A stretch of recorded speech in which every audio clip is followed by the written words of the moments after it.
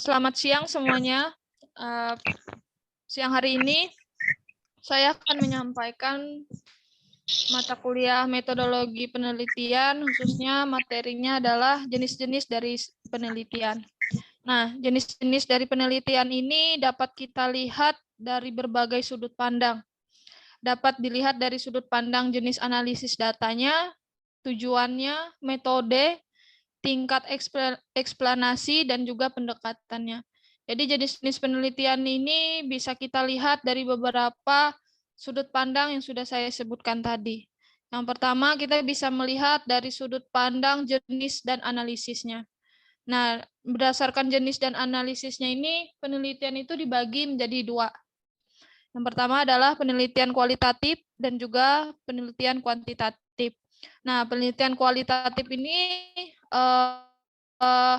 menurut Strauss dan Corbin pada tahun 1997, mereka mengatakan bahwa penelitian kualitatif adalah jenis penelitian yang menghasilkan atau jenis penelitian yang penemuan-penemuannya tidak dicapai atau diperoleh dengan menggunakan prosedur statistik atau cara-cara lain dari kuantifikasi atau pengukuran. Nah, jadi penelitian kualitatif ini prosesnya tidak menggunakan atau hasil akhirnya tidak menggunakan uji statistik atau alat statistik. Dan juga ada menurut Bogda dan Taylor. Nah, ini pada tahun 1992 mereka menjelaskan bahwa penelitian kualitatif ini adalah salah satu prosedur penelitian yang menghasilkan data deskriptif berupa ucapan atau tulisan dan perilaku orang-orang yang diamati. Jadi fokus dari penelitian ini adalah bagaimana datanya diperoleh dari deskripsi dan dari melalui ucapan dan tulisan dari orang-orangnya langsung. Dan yang kedua adalah penelitian kuantitatif. Nah, penelitian kuantitatif ini adalah jenis penelitian yang menghasilkan penemuan-penemuan yang dapat dicapai dengan menggunakan prosedur-prosedur statistik atau alat-alat statistik, di mana penelitian ini menggunakan pengukuran. Nah, pendekatan kuantitatif ini memusatkan perhatian pada gejala-gejala yang mempunyai karakteristik tertentu di dalam kehidupan manusia yang dinamakan dengan variabel. Jadi penelitian kuantitatif ini dilakukan untuk mendapatkan hasil adalah dengan menggunakan prosedur-prosedur statistik atau alat hitung atau pengukuran. Nah, yang selanjutnya kita lihat dari berdasarkan tujuan. Nah, penelitian berdasarkan tujuan juga dibagi dua, yaitu penelitian dasar dan juga penelitian terapan. Nah, penelitian dasar ini adalah penelitian yang juga sering disebut dengan penelitian murni, penelitian pokok. Nah, di mana penelitian ini dipergunakan untuk mengembangkan teori yang sudah ada dan menemukan teori baru suatu ilmu pengetahuan. Nah, di mana juga penelitian dasar ini memberikan sumbangan besar terhadap pengembangan serta pengujian teori-teori yang akan mendasari penelitian terapan. Nah, penelitian dasar ini tidak diarahkan untuk memecahkan masalah praktik, akan tetapi prinsip-prinsip teori yang dihasilkan dapat mendasari pemecahan masalah praktis. Jadi penelitian dasar ini adalah penelitian yang menghubungkan ke penelitian terapan. Nah, penelitian terapan ini adalah penelitian terapan yang dipergunakan untuk memecahkan masalah yang ada di suatu tempat, misalnya di dalam organisasi, instansi, perusahaan, atau yang lainnya juga. Nah, di mana penelitian ini juga dilakukan untuk menjawab pertanyaan tentang permasalahan yang khusus atau untuk membuat keputusan tentang suatu tindakan atau kebijakan khusus. Jadi yang ketiga ini adalah penelitian berdasarkan tujuannya. Dan yang selanjutnya kita melihat penelitian berdasarkan metode. Nah, penelitian berdasarkan metode ini bisa kita lihat 8 jenis ya. Pertama, penelitian surp, kedua penelitian expose, ketiga penelitian eksperimen, keempat penelitian naturalistik, kelima penelitian kebijakan, keenam penelitian tindakan, ketujuh penelitian evaluasi, delapan penelitian sejarah. Penelitian survei ini adalah yang dilakukan untuk mengumpulkan informasi yang dilakukan dengan cara menyusun daftar pertanyaan yang diajukan pada responden. Nah, dalam penelitian ini sering digunakan untuk meneliti gejala suatu kelompok atau perilaku individu. Nah, penggalian data penelitian ini adalah melalui kuesioner dan wawancara. Yang kedua adalah penelitian ekspos. Nah, penelitian ekspos ini adalah penelitian yang dilakukan untuk mengungkapkan peristiwa yang sudah terjadi dan kemudian menyelidiki ke belakang untuk mengetahui faktor-faktor yang dapat menimbulkan kejadian tersebut. Dan selanjutnya adalah penelitian eksperimen, di mana penelitian ini adalah penelitian yang berusaha untuk mencari pengaruh variabel tertentu terhadap variabel yang lainnya. Nah, yang kemunculan lain ini dipicu oleh keadaan yang terkontrol, ketat dengan tujuannya untuk mencari hubungan sebab dan akibat antara variabel yang satu dengan variabel yang lainnya. Nah, selanjutnya adalah penelitian neuralistik. Nah, di mana penelitian ini adalah penelitian yang sering disebut dengan metode kualitatif. Nah, itu penelitian yang digunakan untuk meneliti pada suatu objek yang alami dengan cara memberi paparan terhadap objek tersebut. Nah, dan penelitiannya ini berperan sebagai instrumen kunci yang akan membuat pemaparan dan penyimpulan. Jadi fokus penelitian neuralistik ini adalah kepada penelitinya, karena peneliti itu menjadi sumber atau instrumen kunci agar pemaparan atau terhadap pembuatan paparan dan penyimpulan. Terus yang selanjutnya adalah penelitian kebijakan. Penelitian kebijakan ini sering dilakukan dengan menganalisis masalah-masalah di mana masalah-masalah sosial yang mendasar untuk mengumpulkan informasi secara konferensif dan diperuntukkan sebagai perumusan kebijakan. Nah, di mana penelitian ini diharuskan untuk dapat memaksimalkan dan agar dapat memetakan permasalahan dengan seksama dan menyusun berbagai alternatif kebijakan. Dan yang selanjutnya adalah penelitian tindakan. Nah, penelitian tindakan ini ditujukan untuk menemukan metode yang paling efektif dalam kegiatan sehari-hari dalam instansi, organisasi, maupun perusahaan. Jadi dengan kata lain, penelitian tindakan ini merupakan suatu proses di mana perorangan atau juga kelompok yang menghendaki perubahan.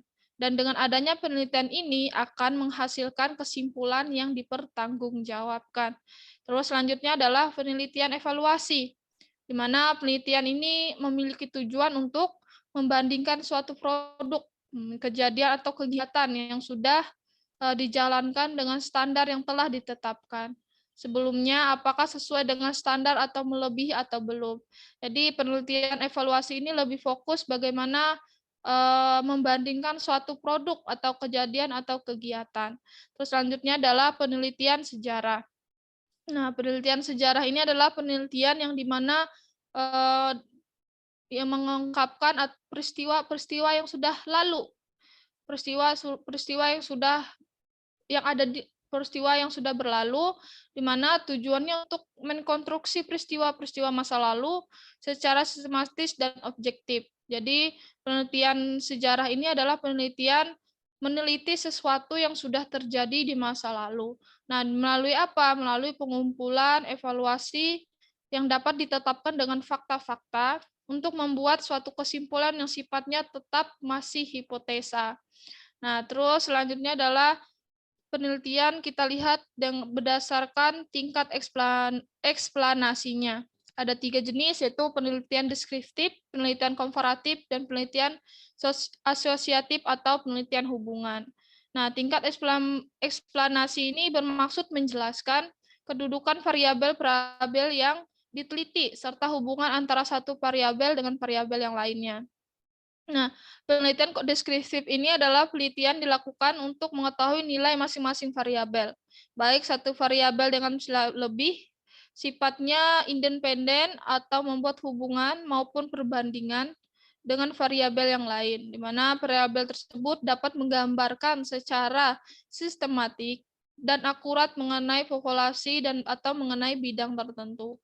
Selanjutnya adalah penelitian komparatif. Nah, di mana penelitian komparatif ini penelitian yang bersifat membandingkan variabel dengan yang satu dengan variabel yang lainnya, atau juga bahkan variabel yang lebih satu dengan variabel yang satu dengan yang standarnya. Terus yang selanjutnya adalah penelitian asosiatif atau penelitian hubungan. Nah, penelitian hubungan ini adalah penelitian yang memiliki tujuan untuk mengetahui eh, mengetahui hubungan antara dua variabel atau lebih serta mengetahui pengaruhnya. Jadi penelitian asosiatif atau hubungan ini tujuannya adalah untuk mengetahui hubungan antara variabel dan juga harus mengetahui pengaruhnya. Dengan penelitian ini maka akan dapat dibangun suatu teori yang dapat berfungsi untuk menjelaskan, meramalkan, dan mengontrol suatu gejala. Selanjutnya kita lihat penelitian berdasarkan pendekatannya. Nah, penelitian berdasarkan pendekatan ini dibagi menjadi dua, penelitian deduktif dan penelitian induktif. Di mana penelitian deduktif ini adalah penelitian yang mempunyai sifat umum menjadi khusus, artinya penelitian ini dia harus diawali dengan adanya sebuah teori yang sudah ada, kemudian diadakan penelitian. Untuk membuktikan teori yang sudah ada tersebut, penelitian deduktif biasa lebih bersifat kuantitatif. Jadi penelitian deduktif ini sifatnya lebih ke kuantitatif dan juga penelitian ini memiliki sifat umum menjadi sifat khusus. Terus yang kedua adalah penelitian induktif, di mana penelitian induktif ini adalah penelitian yang dilakukan dengan membangun sebuah teori. Jadi penelitian pendekatan induktif ini dilakukan dengan cara membangun sebuah teori terlebih dahulu, terus berdasarkan hasil pengamatan atau observasi yang dilakukan secara berulang-ulang, dan membentuk pola yang akan melahirkan hipotesis, serta pola pengamatan yang dilakukan barulah diperoleh sebuah teori. Terus kita lihat penelitian berdasarkan pengembangannya. Berdasarkan pengembangannya juga dibagi menjadi dua, yaitu longitudinal dan penelitian cross-seksional. Penelitian longitudinal ini membutuhkan waktu yang lama, berbulan-bulan bahkan bertahun-tahun, serta berkesinambungan bertujuan untuk melihat perubahan yang terjadi mulai awal sampai waktu ditentukan serta berurutan dilakukan pada beberapa objek yang sejenis. Yang kedua adalah penelitian cross-seksional. Penelitian dilakukan dengan mengambil waktu tertentu yang relatif pendek dan tempat tertentu, dilakukan pada beberapa objek yang berbeda taraf. Jadi dua penelitian ini berbeda. Yang satunya harus dilakukan dengan waktu yang lama, berbulan-bulan, tapi yang satunya lebih mengambil waktu yang singkat atau relatif pendek. Terus kita lihat berdasarkan penelitian berdasarkan observasinya. Penelitian berdasar observasi ini menurut DR Supario pada 2011 dikatakan bahwa penelitian diklasifikasi berdasarkan observasinya adalah penelitian hanya melakukan observasi tanpa memberikan intervensi dan variabel yang diteliti. Seksional, prospektif, dan retrospektif atau kasus kontrol. Nah, yang pertama tadi adalah cross-seksional, di mana penelitian yang dilakukan dengan mengambil waktu tertentu relatif pendek dan tempat tertentu, dilakukan pada beberapa objek yang berbeda taraf. Cara pengambilan data variabel bebas dan variabel yang digunakan tergantung dilakukan sekali waktu pada saat yang bersamaan. Populasinya adalah semua responden baik yang mempunyai kriteria variabel bebas atau variabel yang tergantung maupun tidak. Yang kedua adalah penelitian prospektif, di mana penelitian ini mengambil dua data variabel bebas, yaitu sebab, dilakukan terlebih dahulu. Setelah beberapa waktu, kemudian baru dilakukan pengambilan data variabel tergantung akibat.